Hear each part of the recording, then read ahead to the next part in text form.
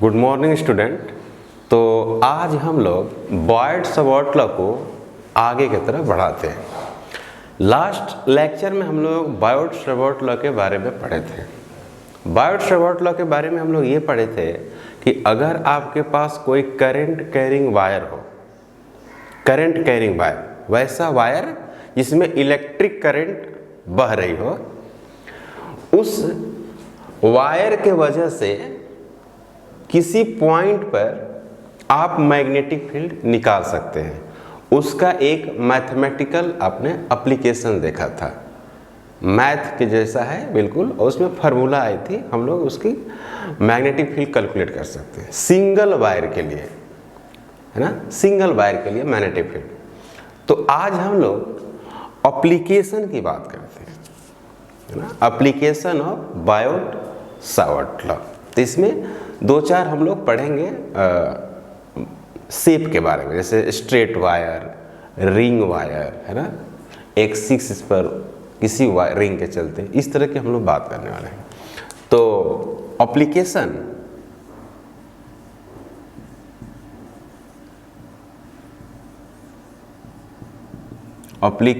Of Biot Savart law.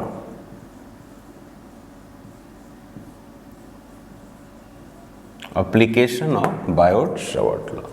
तो सबसे पहला जो है कैलकुलेशन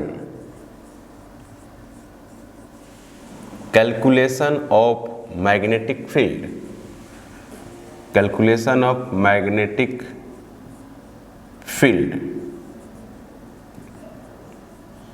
ड्यू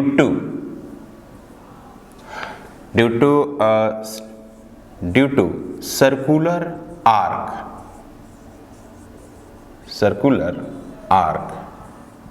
ठीक है ना, सर्कुलर आर्क हो, मतलब इस तरह का हो, सपोज दैट इस तरह से एक हो,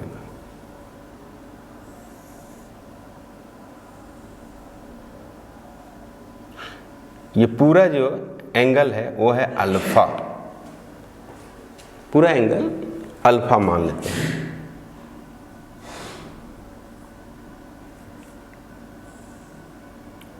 ये एंगल है अल्फा, ओके। और इसमें करंट इस तरह से, इसमें आई करंट फ्लो हो रही है। ये हो गई पॉइंट P और ये हो गई आपका Q, और रेडियस R है, आर्करेडियस, इसकी रेडियस कितनी है, R है। तो हम क्या करते हैं कि यहाँ पे एक हम एलिमेंट्री पार्ट कंसीडर करते हैं।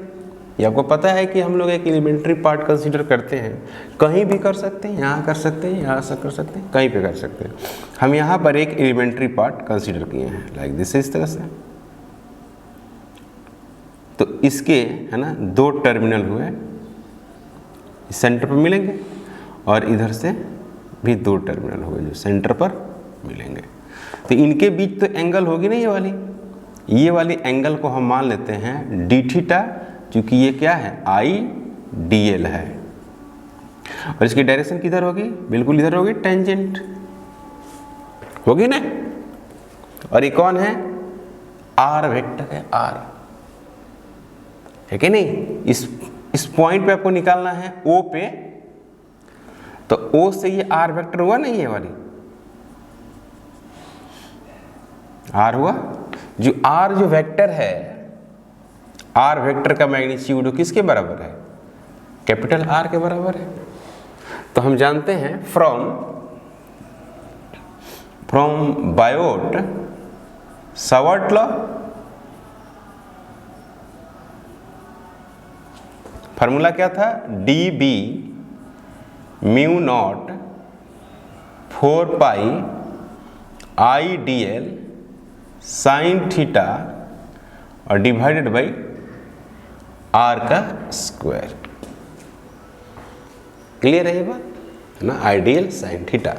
और साइन थीटा यहाँ पर हम मानते हैं कि यहाँ से जो एंगल है वो क्या है, ये थीटा है कि नहीं। ये जो एंगल है आर वेक्टर से क्या है, थीटा है। लेकिन ये वाली जो थीटा है, ये वाली जो थीटा वो क्या है, ये वाली जो थीटा है ना, ये वाली थीटा नहीं है ना, ये थीटा वेरी कर रही है ना, 0 से लेकर अल्फा तक, क्योंकि पूरा एंगल तो अल्फा है।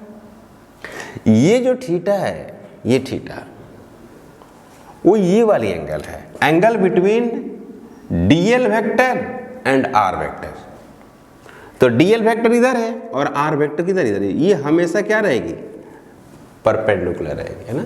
कोई भी जैसे आर्क है, सर्कुलर आर्क, सेंटर से लाइन ड्रॉ करें, इस पर टेंजेंट लेते हैं परपेंडिकुलर, यहाँ भी टेंजेंट लेते हैं और लाइन ड्रॉ करते हैं, तो क्या होएगा, परपेंडिकुलर। यानी हम डायरेक्ट लिख सकते हैं क्या, साइन 90 डिग्री। समझ में आया बात? तो ये तो 1 हो जाएगा, तो यहाँ पर मिलेगा D B equal to mu naught और 4 पाई, और यहाँ पर लिखेंगे I D L divided by क्या, आर स्क्वायर। क्लियर है? यहाँ पर 0 से लेकर अल्फा तक वेरी कर रहा है कौन, थीटा, बदल रहा है ना। तो हम इसको थीटा के टर्म में लिखेंगे, डीएल को थीटा के टर्म में लिखेंगे, तभी तो हम इसको इंटीग्रेट कर देंगे तो रिजल्ट आएगी। जब भी डीबी हो, चाहे डीएक्स हो, चाहे डीटी हो, तो इससे आपको फाइनल क्वांटिटी लाना है, जैसे डीबी से बी लाना है तो इंटीग्रेशन करना पड़ेगा। तो वी नो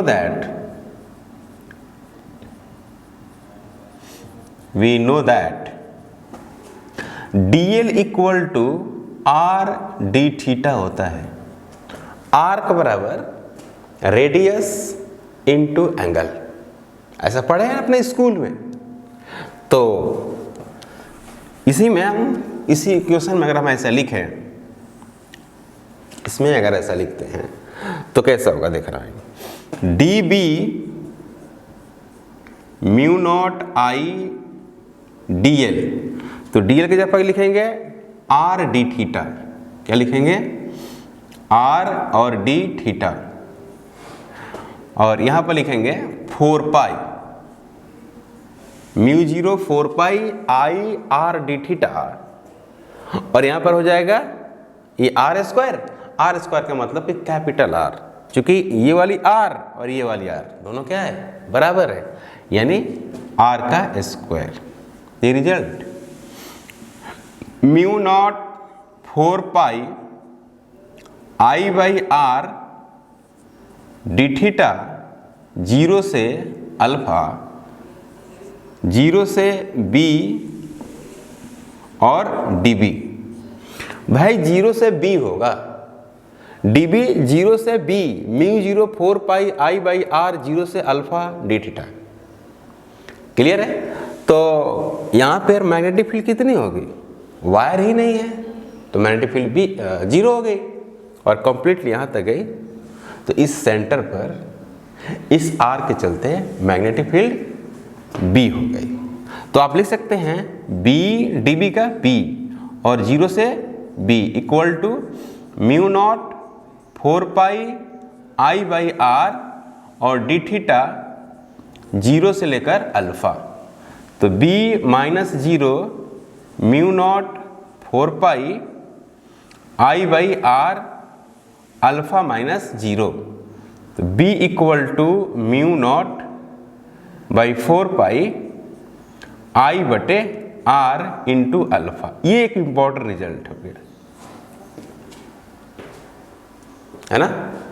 अब हो सकता है कि अल्फा का वैल्यू आपको 60 डिग्री हो या 45 डिग्री हो या 180 डिग्री हो, है ना, या 360 डिग्री हो। उसके हिसाब से आप किसी आर्क के वजह से उसके सेंटर पर, आर्क का एक सेंटर होगा, उस सेंटर पर आप मैग्नेटिक फील्ड बता सकते हैं। जैसे मान लें कि इसकी बताना है, इसकी,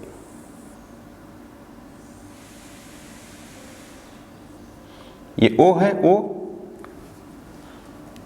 है ना, O है, ये वाली लाइन हटा सकते हैं,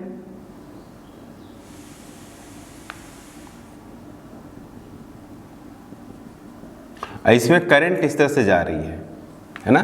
तो इसकी मैग्नीट्यूड आप बता दिएगा, I है और ये रेडियस क्या है, r है। तो इसका सेंटर पर अगर बात करें तो म्यू नॉट और 4 पाई आई बाई आर, और यहाँ पर क्या होता है, अल्फा, अल्फा होता है। तो यहाँ पर कितना हो जाएगा, 180 हो जाएगा कि नहीं हो जाएगा, हो जाएगा ना भाई। यहाँ से स्टार्ट करेगी या घूमते घूमते घूमते घूमते कहाँ चलना है, इंटीग्रेट, यहाँ तक इंटीग्रेट करना है। यहाँ से स्टार्ट करेंगे, इंटीग्रेट करते हुए कहाँ चल जाएंगे, यहाँ पर। तो यहाँ पर थीटा इनिशियल क्या है, 0 डिग्री, और यहाँ पर थीटा फाइनल कितनी है, पाई, होगा कि नहीं। तो रिजल्ट कितनी हो जाएगी, म्यू नॉट आई 4 पाई और पाई डिवाइडेड बाई कितना, आर। तो ये रिजल्ट हो गया म्यू नॉट आई डिवाइडेड बटे 4r, ये रिजल्ट हो इसका। क्लियर है बात। उसी तरह से अगर मान लो कि इस तरह से हो, इस तरह से होती है सब, है ना। तो ये कितनी हो गई, पाई बाई 2 हो गई ना, हो गई कि नहीं। तो डायरेक्ट BO की बात करें तो क्या लिखेंगे, म्यू नॉट आई 4 पाई, यहाँ पर हो गया r, यहाँ पर क्या लिख देंगे, पाई बाई 2। डिग्री में नहीं लिखेंगे क्योंकि ये एंगल की बात नहीं हो रही ना, इसको लिखेंगे किस में, रेडियन में वैल्यू लिखेंगे, रेडियन में, क्योंकि सब SI है तो रेडियन में लिखेंगे। तो यहाँ से ये हट जाएगा, तो यहाँ पर हो जाएगा क्या, म्यू नॉट आई डिवाइडेड बटे 8r। ये हो गया O पे मैग्नेटिक फील्ड। तो क्वेश्चन आपका इस तरह से रहता है, क्वेश्चन रहता है कंसेंट्रिक करके रहता है आपको, कि कंसेंट्रिक है उसका आपको रिजल्ट बताना है। तो आप ऐसे बता सकते हैं, देखिए कंसेंट्रिक अगर हो ऐसे मैग्नेटिक फील्ड बताना है, इस तरह से है कंप्लीट ऐसे, और एक और है इस तरह से, ठीक है। इसमें करंट है मान लीजिए I1, इसमें करंट इधर है I2, इसकी रेडियस R1, इसकी रेडियस है R2, है ना।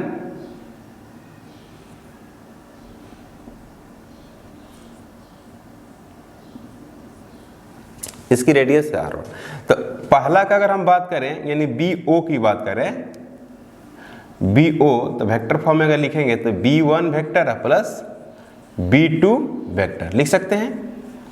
तो B1 कंप्लीट लिख रहे हैं, कंप्लीट सर्कल का।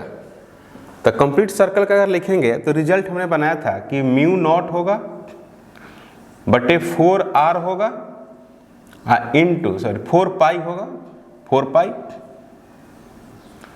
पाई और I बटे r, और यहाँ पर मैंने लिखा था अल्फा। तो कंप्लीट एक सर्कल में कितना हो गया, 2 पाई नहीं होगा, 2 पाई 360 डिग्री। तो 2 पाई अल्फा का वैल्यू कितना हो गया, 2 पाई। और इसमें डायरेक्शन की बात करते हैं तो अंदर की तरफ जा रहा है ना। ये कौन सा प्लेन है भाई, ये x है और ये y। XY प्लेन है तो मैग्नेटिक फील्ड क्या होगा, अलोंग द z एक्सिस। अगर ये x एक्सिस है, ये y एक्सिस है, तो z किधर ही चला गया, आपके तरफ। यानी फील्ड अंदर नहीं तो बाहर, फील्ड या तो बाहर होगी या तो अंदर होगी। इस बात पर डिपेंड करती है कि ये क्लॉकवाइज है कि एंटी क्लॉकवाइज है। समझ में आ रहा है बात। और इसको पता चलेगा राइट हैंड थंब रूल से। तो ये हो गई क्लॉकवाइज, तो अंदर की तरफ। तो लिख देंगे यहाँ पर वेक्टर अगर लिखेंगे तो क्या लिखेंगे, माइनस की कैप, फिर क्या लिखेंगे, प्लस म्यू नॉट 4 पाई आई इस बटे आर इंटू, सॉरी I1 है, यहां पर क्या दे देते हैं I1, यहां पर I2, यहां पर R1 है और यहां पर है R2, और एंगल इसका भी कितना होगा 2 पाई। और इसकी डायरेक्शन किधर है, ऐसे है। तो इस तरह से देखेंगे, है ना, इस तरह से, ठीक है ना भाई। इसमें फिट करेंगे तो बाहर की तरफ, तो K क्या आएगा, बाहर की तरफ आएगा कि नहीं, बस आएगा ना भाई। तो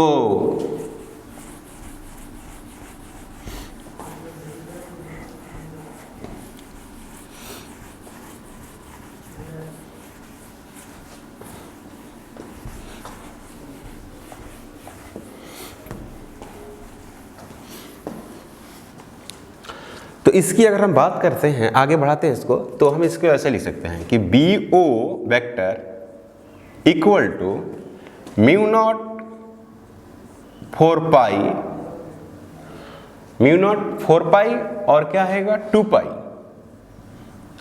2 पाई है ना, और क्या होगा के कैप ये आएगा, और अंदर में क्या रह जाएगा, यहां पर तो रहेगा क्या माइनस I1 और R1, यहां पर आएगा I2 और R2, ये रहेगी।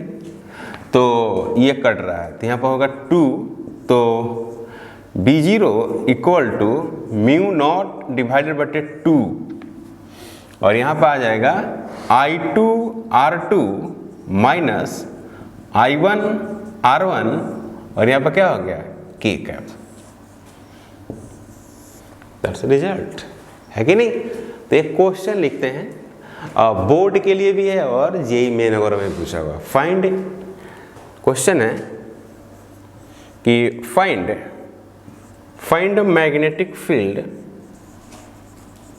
फाइंड मैग्नेटिक फील्ड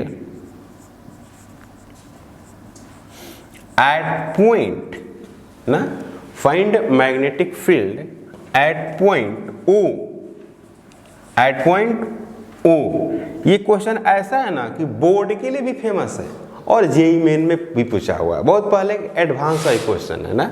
तो कुछ ऐसे क्वेश्चन होते हैं ना कि बोर्ड का, नीट का, जेईई मेन एडवांस में उनकी लेवल में कोई परिवर्तन नहीं होती है, कुछ ऐसे क्वेश्चन होते हैं। तो यही क्वेश्चन है आपके पास कि find magnetic field at point O, और इसकी डायग्राम ऐसी है।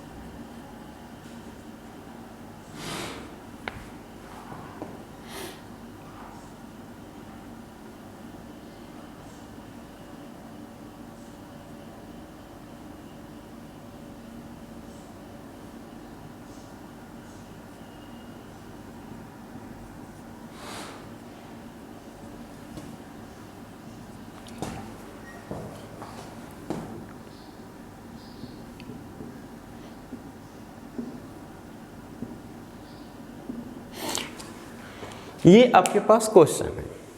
तो अगर इसमें हम एलिमेंट्स की बात करें कि आपके पास कितने एलिमेंट्स हैं, तो आपको मिला जुला के 4 एलिमेंट्स दिख रहे हैं। एलिमेंट्स का मतलब वायर का एक छोटे छोटे टुकड़े, वायर के छोटे छोटे टुकड़े आपको 4 दिख रहे हैं। यहाँ पर 4 वायर्स है, एक तो ये वायर्स है, एक ये वाला है, और ये एक है, और एक ये, 4 हो गए। तो बारी बारी से हम लोग बात करते हैं, बारी बारी से हम लोग बात करते हैं। तो देखिएगा, हम बात करते हैं फॉर, देखिएगा अगर बात करते हैं क्या कि यहीं पे बात करते हैं कि फॉर, अगर सॉल्यूशन की बात करें,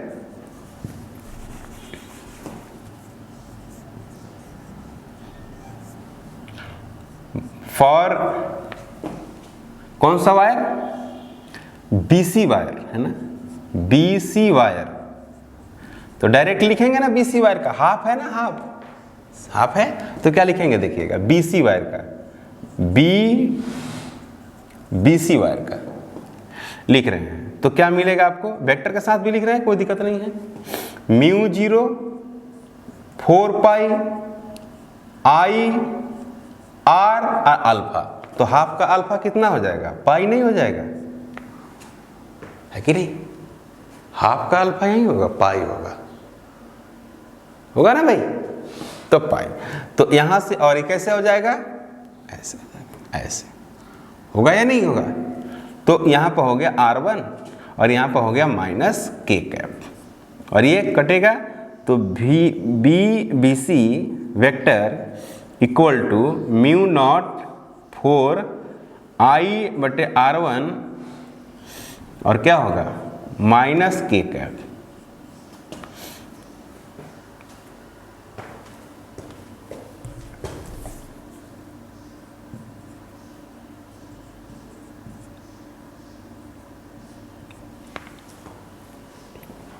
ठीक है, तो ये तो हो गया। अब हम बात करते हैं क्या, ए बी की बात करते हैं, ए बी की, सॉरी डी ए की बात करते हैं, डी ए। तो एक भी क्या होगा, है कि नहीं, ये तो था क्या अंदर, और ये क्या हो जाएगा बाहर। तो इसको लिख सकते हैं इससे mu naught 4 pi I R into alpha. तो अल्फा भी क्या हो जाएगा पाई, और ये क्या हो जाएगा प्लस के कैप।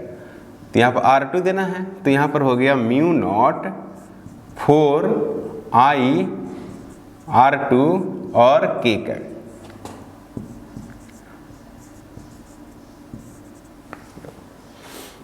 के कैप। अब बात करते हैं इसकी जरा बात करते हैं इसकी। तो भाई देखो बात करते हैं क्या, बी सी डी, तो स्ट्रेट है ना, स्ट्रेट है, तो क्या लिखेंगे mu naught 4 pi I D L, और क्या यहाँ से मानते हैं कि इसकी दूरी r है, कोई दिक्कत नहीं है। तो क्या लिखते हैं फार्मूला, r का स्क्वायर, और इसमें करंट किधर है, इधर है, और आप जा किधर रहे हैं, आप किधर जा रहे हैं, इधर ही जा रहे हैं, मैंने आर वेक्टर भी इधर है और डीएल वेक्टर भी इधर है। तो थीटा क्या हो जाएगा, 0 हो जाएगा, साइन क्या होगा 0। यानी कहने का मतलब है कि मैग्नेटिक फील्ड क्या हो जाएगी, 0 हो जाएगी। आया नहीं समझ में भाई। इसमें अगर हम आईडीएल लेते हैं, आईडीएल इसमें, तो आईडीएल का डायरेक्शन किधर होगी, इधर करंट की डायरेक्शन होगी, और इसी लाइन में पीछे पॉइंट है, यानी सेंटर है, जहां पर आपको मैग्नेटिक फील्ड पता करना है। तो इस पॉइंट से या इस सेंटर से कहां जाओगे, सीधे से जाओगे ना, है कि नहीं। तो आर वेक्टर भी इधर है और डीएल वेक्टर भी इधर है, तो थीटा कितना हो गया 0 डिग्री, क्योंकि दोनों पैरेलल में है, और डीएल और आर के बीच का एंगल ही थीटा है। क्लियर। वैसा ही सेम बी ए बी, इसका भी क्या होगा mu naught 4 pi I D L R का स्क्वायर। जैसे यहां पर क्या है, ये आर है, इसमें क्या है कि इधर जा रहे हैं, करंट इधर आ रही है ना, यानी आई डी एल इधर और आर इधर 180, तो साइन 180 डिग्री। तो ये भी क्या रिजल्ट होगा 0। Now B O B C plus B D A plus B C D plus B A B. अब इन सभी को क्या करना है भाई, ऐड करना है। तो ऐड करेंगे तो क्या मिलेगा, देखिए सबको ऐड कर देते हैं। तो ऐड करेंगे तो यहाँ पर पहला वाला तो रिजल्ट मिटाए हैं, वो है आपका बी ओ, वो है म्यू नॉट 4 R1 और यहाँ पर है I1 विथ नेगेटिव साइन, अब दूसरा है म्यू नॉट I2 और 4 R2, 0 फिर 0, अब बाहर आया था के कैप, यही रिजल्ट है। तो बी जो ओ है वो इस तरह सा है, I2 डिवाइडेड बटे R2 माइनस I1 है ना, I है ना। तो यहाँ पर लिख देंगे क्या, म्यू 0 I डिवाइडेड बटे कितना 4 1/R2 माइनस 1/R1 है ना, 1/R2 माइनस 1 क्या है R1। तो ये रिजल्ट है, और यहाँ पर क्या हो गया के कैप, ये आंसर। ठीक है, कोई डाउट यहाँ तक कोई डाउट नहीं है ना। तो नेक्स्ट हम लोग आगे पढ़ते हैं कि मैग्नेटिक फील्ड, दूसरा है कि magnetic field due to straight wire, है ना। उससे पहले एक और क्वेश्चन बनाते हैं। क्या क्वेश्चन है, देखिए भाई, find magnetic field at the centre of rings. देखो भाई, बहुत अच्छा सवाल है। क्वेश्चन है कि फाइंड मैग्नेटिक फील्ड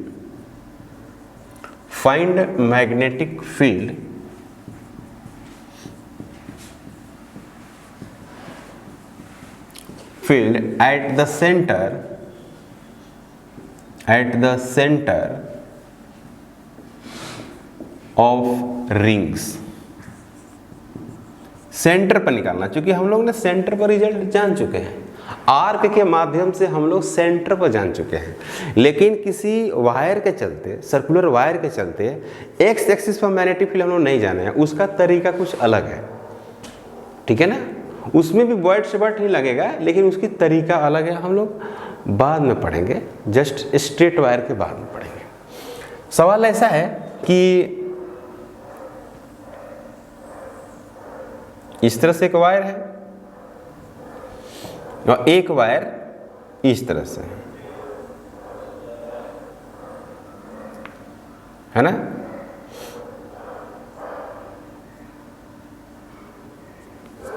यहां पर निकालना है सेंटर पर, रेडियस r है, दोनों का रेडियस r है, और करंट I है। दोनों में करंट क्या है, I करंट है, दोनों में करंट I। क्लियर है। तो ये वाला जो है ना, ये वाली, जैसे मान लें कि सोल्यूशन की बात करते हैं, यहां पर सोल्यूशन की अगर बात करें तो ये वाली जो तार है ना, कुछ ऐसी देखो, इस तरह से ये तार इस तरह से रखने का मतलब ये होगा ना कि ये जो तार है ना, ये हो गया आपका y एक्सिस और ये हो गई आपको z एक्सिस। मतलब कि ये YZ में है, ये तार किस में है, Y और Z। YZ समझ ही रहे हो, इस तरह से रखी हुई है तार, ऐसे रखी हुई है, ऐसे इस तरह से रखी हुई है ना। तो Y में भी कवर की है और Z में भी कवर की। इसका जैसे ऐसे रखेंगे ना तार को, ऐसे इस तरह से तार को रखेंगे तो इसका सेंटर से Y दूरी जाएंगे तो तार मिलेगा आपको, और इधर भी आएंगे तो तार मिलेगा। तो मैग्नेटिक फील्ड किधर होगा, सीधे हो जाएगा, ऐसे है कि नहीं, इधर मैग्नेटिक फील्ड हो जाएगी। ये बात समझ में आ रही है, नहीं आ रही है, आ रही है भाई। तो मैग्नेटिक फील्ड उधर हो जाएगी, तो इसका मतलब यहां पर होगा कि मैग्नेटिक फील्ड इधर हो गई, इसका नाम B1। और B1 बराबर क्या हो गया, म्यू नॉट I डिवाइडेड बटे 2R, और ये किधर चला गया, हो गया, है कि नहीं। अब देखो भाई, इस वाली वायर की बात करो तो इस वायर को, ये कौन सा, ये जो प्लेन है कौन है, YZ प्लेन है। YZ प्लेन में तार है, इसीलिए इसकी मैग्नेटिक फील्ड कहाँ चली गई, X में चली गई। अब इस तार की बात करते हैं, इसका नाम है फर्स्ट, इसका नाम सेकंड। ये है फर्स्ट वायर, और सेकंड वायर की अगर बात करें तो ये रखी हुई कैसे हुई, ये ऐसे रखी हुई है, ऐसे रखी हुई है। तो यहां से सेंटर से ये x दूरी में भी है और z में भी है, तो इसकी मैग्नेटिक फील्ड कहां चली जाएगी, y में। ऐसे शक्ल बनाने का मतलब, ऐसे इस तरह से शक्ल बनाने का मतलब, और ऐसे बनने का मतलब ऐसे। ये कौन सा प्लेन में है, ये x में भी है और y में है, तो मैग्नेटिक फील्ड z में, ठीक है। तो मैं इसकी अगर बात करूं, इसकी, तो ये x में है और साथ में किस में है, z में है। तो मैग्नेटिक फील्ड कहां चली जाएगी इसकी, ऊपर।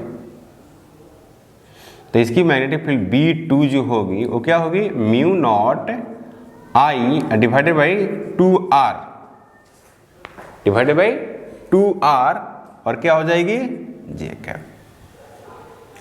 ठीक है भाई, क्लियर है बात। तो अगर इन दोनों को साथ में देखा जाए तो ऐसे हो जाएगा, एक इस तरह से थी,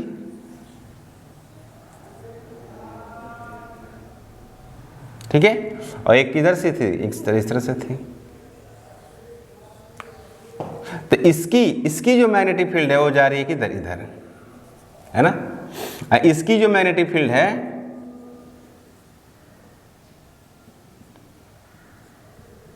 इसकी वो जा रही है इधर, यानी ये B1 और ये B2, क्योंकि ये 2 है और ये 1 है, पर दोनों का मान क्या है, सेम है।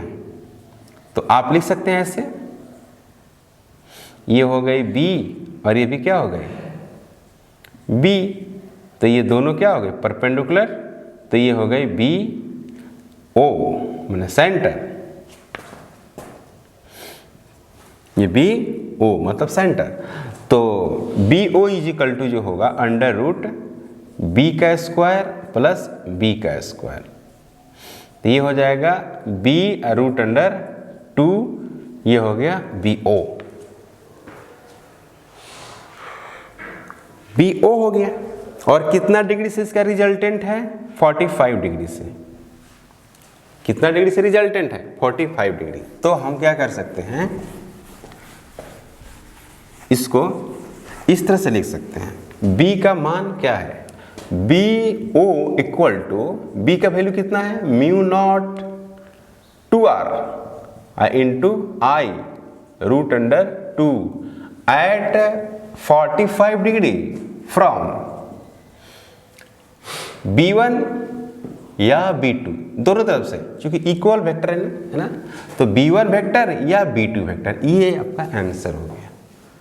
ठीक है भाई, हैं? तो पहला एप्लीकेशन था बर्ड से वर्ड के लिए कि किसी आर्क के चलते सेंटर पर मैग्नेटिक फील्ड कैलकुलेट करना, और या कंप्लीट सर्कल हो, है ना, हाफ हो या जैसा भी हो, कंसेंट्रिक हो, एक दूसरे पर परपेंडिकुलर हो, तो आप इसका रिजल्ट आप कैलकुलेट कर सकते हैं सर्कुलर के लिए। अब हम लोग पढ़ने जा रहे हैं, दूसरा एप्लीकेशन है magnetic field due to long straight wire, infinitely long straight wire. फिर हम लोग उसको हाफ कर देंगे, है ना, फिर परपेंडिकुलर बाइसेक्टर कर देंगे। इस तरह का अपने रिजल्ट आते हैं, बोर्ड में भी आते हैं, जेईई में भी आते हैं। क्लियर है? ठीक है। तो अब हम लोग पढ़ रहे हैं magnetic field due to long straight wire. दूसरा एप्लीकेशन है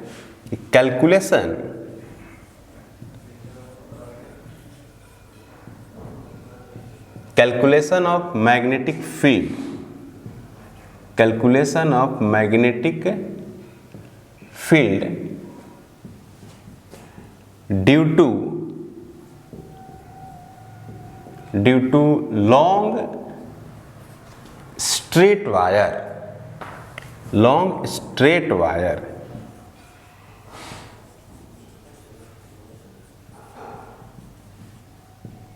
calculation of magnetic field due to long straight wire.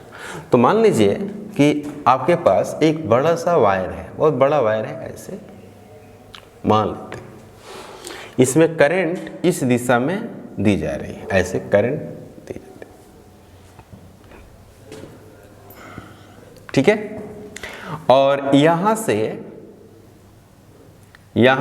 एक इस वायर से डी दूरी पर, इस वायर से डी दूरी पर क्या है, एक पी पॉइंट है जहां पर हमको मैग्नेटिक फील्ड कैलकुलेट करनी है। ठीक है। तो करंट की दिशा अगर ऐसे है, इस तरह से है करंट की दिशा, इस तरह से है करंट की दिशा, ऐसे इस तरह से करंट की दिशा है। ओके। तो ऐसे लूप बना रहा है, तो इस तरह से आके इसके अंदर, यानी कहने का मतलब है कि यहां पर क्रॉस होगा और वो क्या होगा, डीबी होगी मैग्नेटिक फील्ड। क्लियर? ये बात क्लियर है? यहां से डी दूरी पर जा रहे हैं तो यहां पर क्रॉस हुआ, डीबी मैग्नेटिक फील्ड होगा, और ये आई अपना करंट चल रहा है।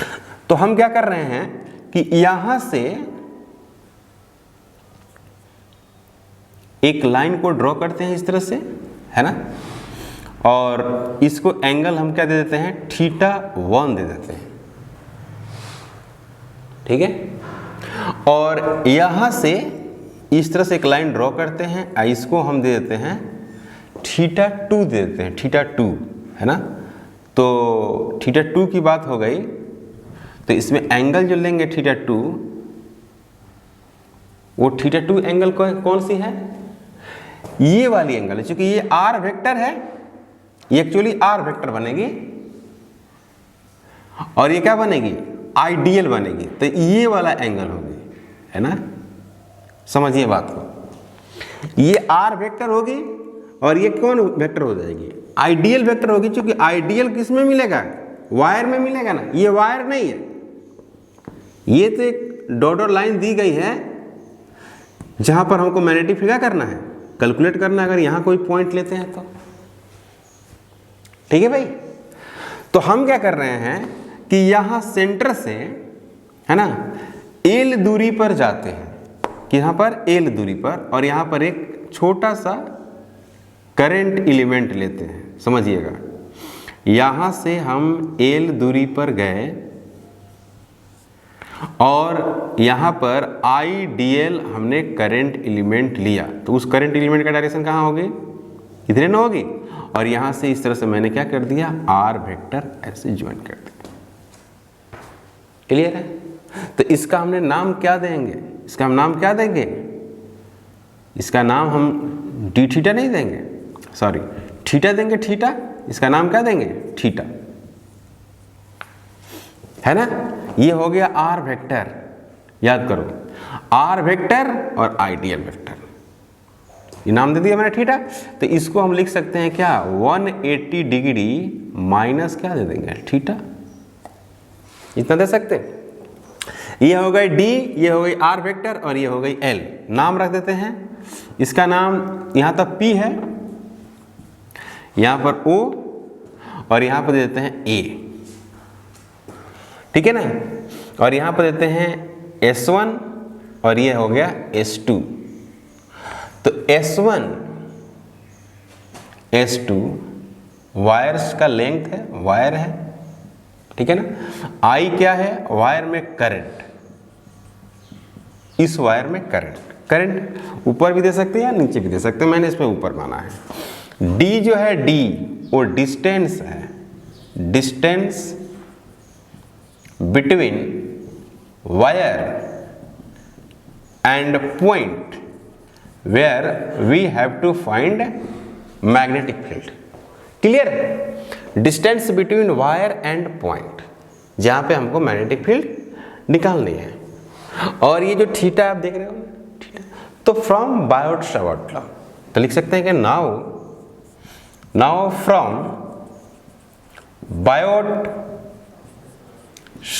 लॉ ना, बायोट-सावर्त लॉ। तो बायोट-सावर्त लॉ से अगर बात करें तो क्या होनी चाहिए? dB equal to mu naught 4 pi I D L sine theta divided by R square. ये एक फार्मूला बना, फार्मूला हम लोग जानते ही है। तो हम लोग डीएल को सर्च करेंगे, इसको सर्च करेंगे, अगर कुछ ज्योमेट्री से पता करेंगे। तो अगर हम इसकी बात करते हैं, इसकी, तो हमको क्या मिल सकता है? हमको मिलेगा एल हम ढूंढना चाहते हैं, क्योंकि इसमें डीएल का है, और दूसरे में क्या ढूंढना चाहते हैं? आर ढूंढना चाहते हैं। एक बार हम डीएल ढूंढेंगे और दूसरी बार आर ढूंढेंगे, और कोई चीज तो इसमें ढूंढने की जरूरत है नहीं। तो अगर हम एल ढूंढें तो हम एक बार लगाते हैं नाउ फ्रॉम फिगर, अगर फिगर से हम बात करें तो लिख सकते हैं क्या? tan theta equal to perpendicular बटे बेस। तो ये हो गया tan थीटा, मतलब कि tan थीटा के जगह पर मतलब tan 180 माइनस थीटा, ऐसे है कि नहीं? tan 180 माइनस थीटा में क्या होगा? परपेंडिकुलर, मतलब कि डी अब बटे कितना? एल। तो इसको एक लाइन और लिख सकते हैं, minus tan theta is equal to D by क्या? एल। तो इसको एक लाइन और लिखते हैं, L equal to minus D divided बटे tan थीटा। तो L is equal to minus D और क्या लिखेंगे? cot theta. क्लियर है कि नहीं?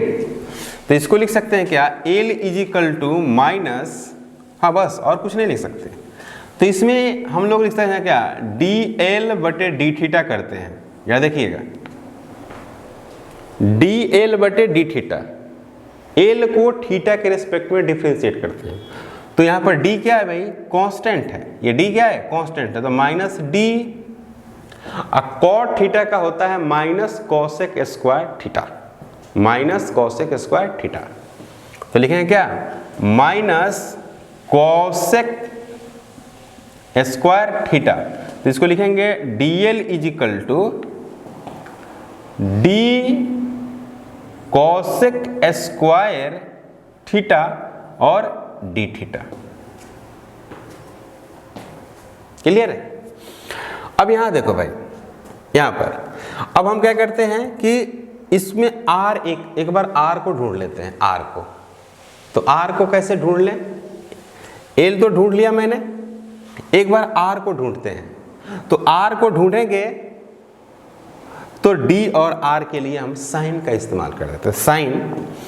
Sign 180 minus theta is equal to, मतलब sine theta perpendicular by hypotenuse. तो d परपेंडिकुलर है और r हो गया। तो मुझे r चाहिए ना, फॉर्मूला में क्या है r, एक dl मिल गया, r ढूंढ रहे, तो r ढूंढे, तो r is equal to d और sine 180 minus theta, sine 180 minus theta. और ये आपको पता है कि साइन 180 माइनस थीटा एक्चुअली क्या होता है, साइन थीटा होता है ना। तो सभी वैल्यूज को पहला में क्या करते हैं, पुट करते हैं, पहला इक्वेशन में पुट कर देते हैं। तो यहां से लिख सकते हैं कि r is equal to D divided by sine theta. तो r is equal to D cosec theta. तो from first D B equal to mu naught 4 pi, D B equal to mu naught 4 pi. और यहाँ पे क्या लिखेंगे, आई और D L, D L कहाँ है भाई, ये रहा डी एल। तो डी एल बराबर लिखेंगे D cosec square, cosec square theta, D cosec square theta D theta, और पहले से क्या है, साइन थीटा, पहले से क्या है भाई, साइन थीटा। तो यहां पर लिखेंगे साइन थीटा और divided by R square, divided by R square. और आर बराबर क्या है, ये रहा। तो लिखेंगे क्या, डी स्क्वायर और कॉसेक स्क्वायर थीटा। तो ये और एक कटा, एक कट गया, एक तो कट गया, तो बच गया क्या भाई, D B equal to mu naught और 4 पाई, म्यू नॉट और 4 पाई। तो आपका रिजल्ट हो जाएगा आई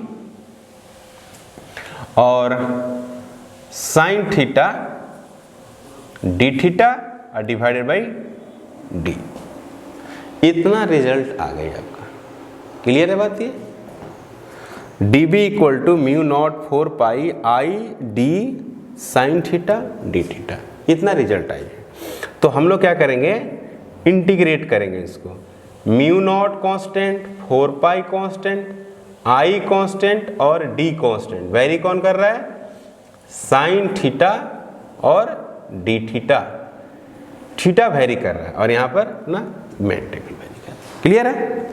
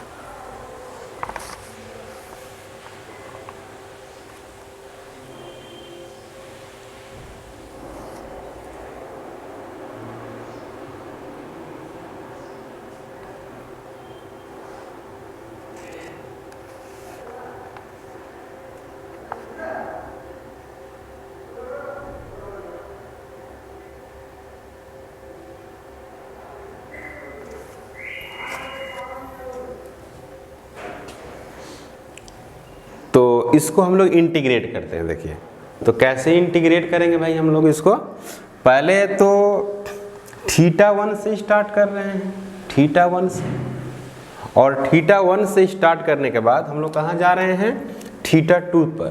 तो θ1 से जब स्टार्ट कर रहे हैं तो यहाँ पर वायर कितना है, 0 है ना यहाँ पर, तो मैग्नेटिक फील्ड क्या हो गया, 0। तो यहाँ पर क्या हो गया, θ1 हो गया। अब यहाँ पर क्या करते हैं कि θ2 चले जाते हैं तो मैग्नेटिक फील्ड हमको मिलती है B। तो इसकी अगर बात करें तो dB का क्या हो जाएगा, B, और 0 से लेकर B तक, और यहाँ पर लिखेंगे क्या, mu naught 4 pi I divided by कितना, D, और साइन थीटा का क्या हो जाएगा, minus cos theta. Sine theta का इंटीग्रेशन क्या होती है, माइनस कॉस थीटा, और कहाँ से चलना है भाई, θ1 से θ2। तो यहाँ पर लिख सकते हैं B माइनस, इधर लिखते हैं इधर। अब इसको हम लोग लिमिट अगर पुट करें, अब लिमिट को हम लोग पुट करते हैं इसमें, तो देखो भाई क्या मिलता है, B minus 0 is equal to minus mu naught बटे 4 पाई I बाई डी, और कॉस θ2 माइनस कॉस θ1, और माइनस से मल्टीप्लाई कर देंगे तो B equal to mu naught divided बटे 4 पाई I डिवाइडेड बटे D, और कॉस θ1 माइनस कॉस θ2। ये अक्सर बोर्ड में पूछता है ना, ये बोर्ड में आपको डेराइव करने के लिए आता है। अब इसमें दो केस पढ़ेंगे, इसी में दो पार्ट्स कर देते हैं इसको। पहला पार्ट से ए में कि व्हेन वायर, देखिएगा, when wire is infinitely, when wire is infinitely long, मतलब कि बहुत ही बड़ा हो, बहुत बड़ा हो। तो वायर जब बहुत बड़ा हो जाएगा, जरा ध्यान से समझिएगा, अगर वायर को हम क्या कर दें, बहुत बड़ा कर दें, जैसे इस तरह से कर देते हैं वायर को, ए इनफाइनाइटली लॉन्ग कर दिए, तो पॉइंट क्या नजर आएगी, जो यहां पर पॉइंट थी ना, वो पॉइंट कहाँ नजर आएगी, यहां आने लगेगी। हल नहीं कि नहीं हल नहीं, पहले P थी, अब क्या हो जाएगी, P डैश हो जाएगी, और उधर से जब लाइनें आएगी ना, ऐसे इधर से जब लाइनें आएगी ऐसे ऐसे, है ना, तो एंगल क्या हो जाएगी, जो बाहर वाली एंगल थी वो क्या हो जाएगी, 180 हो जाएगी, हो जाएगी नहीं, θ2। और जो अंदर में थी, अंदर में जो एंगल थी वो θ1 क्या हो जाएगी, 0 डिग्री हो जाएगी। बोलो होगा कि नहीं। ये बाहर में ऐसे था ना वायर, ऐसे था, ऐसे करंट की जा रही थी, और यहां से मैंने लिया था ऐसे पॉइंट, याद करो। तो ये हो गई क्या, अब इनफाइनाइटली लॉन्ग से हम लेंगे तो ये मुड़ते एकदम क्या हो जाएगी, ऐसे हो जाएगी ना, ऐसे होगी ना, ऐसे, तो ऐसे हो जाएगी। तो ये वाला एंगल जो होगा 180 हो जाएगा। और नीचे वाला एंगल जो था, नीचे वाला में कैसा था, ऐसे था, ऐसे।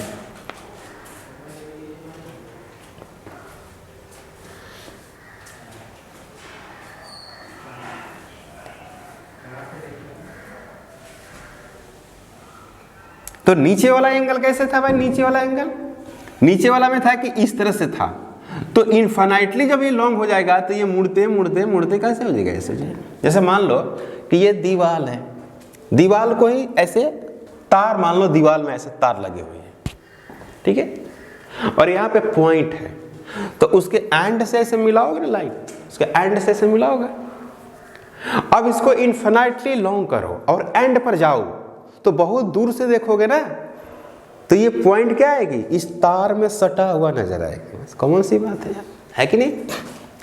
तो मैं यही लिख रहा हूं कि इनफाइनाइटली जब लॉन्ग कर दिया जाएगा तो क्या होगा, इन्फिनिटी लॉन्ग में θ1 इक्वल टू 0 डिग्री और θ2 इज इक्वल टू 180 डिग्री चाहे पाई।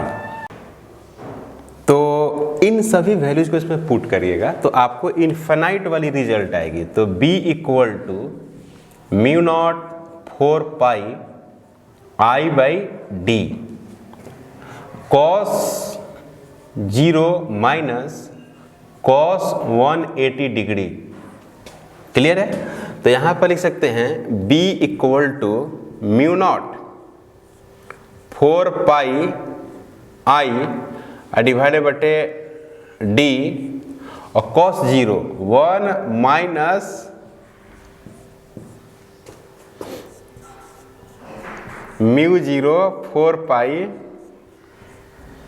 I बाई डी, ये 1 प्लस 1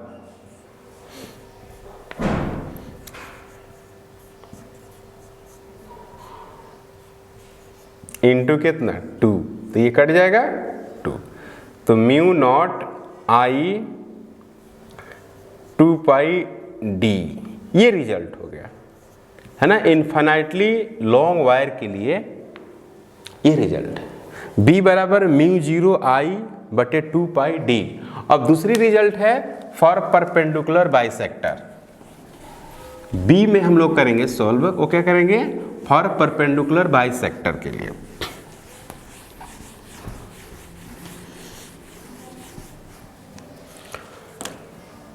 b में है for perpendicular bisector, perpendicular bisector.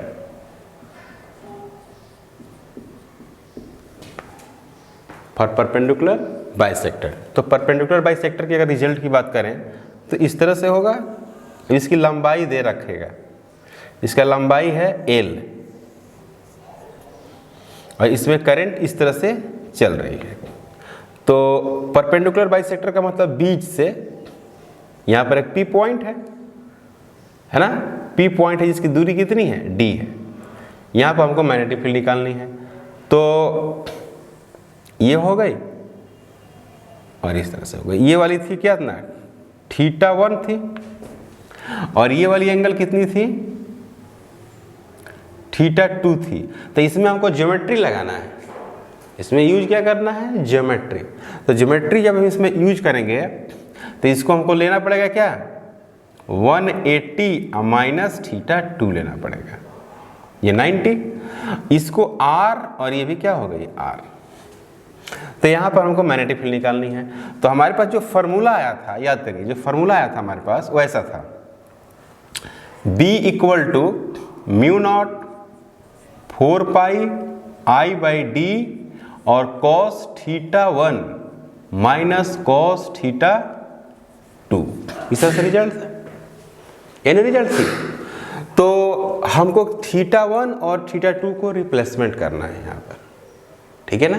θ1 और θ2 को रिप्लेसमेंट करना है। तो इसमें अगर हम बात करें θ1 के लिए तो ये हो गई L बटे कितना 2 और ये हो गई कितनी L बटे 2। यहाँ पर ये कितनी हो जाएगी, ये हो जाएगी आपको L का स्क्वायर बाई 4 प्लस D का स्क्वायर। सेम उसी तरह से ये हो जाएगी अंडर रूट L का स्क्वायर बटे 4 प्लस D स्क्वायर। क्लियर है? अब यहाँ पर cos θ1 का वैल्यूज अगर हम कैलकुलेट करने की बात करें, जैसे cos θ1, तो cos θ1 बराबर क्या लिखना पड़ेगा L बाई 2 लिखना पड़ेगा और रूट अंडर L का square by 4 plus D square. इसको एक लाइन और लिख दें तो cos θ1 is equal to L by 2 divided बटे अंडर रूट इसको लिख सकते हैं क्या L स्क्वायर प्लस 4D का स्क्वायर, है कि नहीं। और यहाँ पर क्या लिख सकते हैं 2 लिख सकते हैं, 2 लिख सकते हैं कि नहीं। तो इसको 2 को आप हटा सकते हैं, मतलब मिला जुला कर ये होगा cos θ1 is equal to L under root L square plus 4D का स्क्वायर। तो सेम cos θ2 के लिए अगर हम बात करें cos थीटा 2 के लिए तो ऐसे लिखना पड़ेगा ना, cos 180 minus theta 2 is equal to L/2 under root L square plus 4D square और डिवाइडेड बाई 2 कर सकते हैं, तो इसको हटा देंगे, है ना। तो यहाँ पर लिख लेगा minus cos theta 2 is equal to L under root L square plus 4D का स्क्वायर। सेम ऐसा ही cos theta 2 is equal to L minus root under L square plus 4D square. इसमें पुट करो भाई कॉस थीटा 1 को cos theta 2 को, तो मिलेगा आपको B equal to mu naught I 4 pi बटे D और कॉस थीटा 1, तो यहाँ पर मिलेगा क्या L और root under L square plus 4D square minus L minus root under L square plus 4D का स्क्वायर। तो यहाँ पर होगा क्या B equal to mu naught 4 pi I by D। इसको एक लाइन और लिखते हैं, इधर इधर लिखते हैं ना।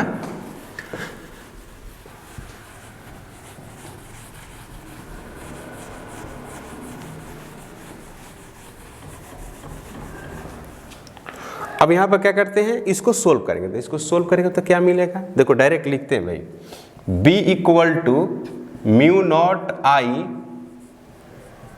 बाई D, ये है L बटे root under L square plus 4D square और माइनस माइनस क्या हो जाएगा प्लस L बटे root under L square plus 4D square. तो यहाँ पर मिलेगा 2 टाइम्स L बटे root under L square plus 4D का स्क्वायर।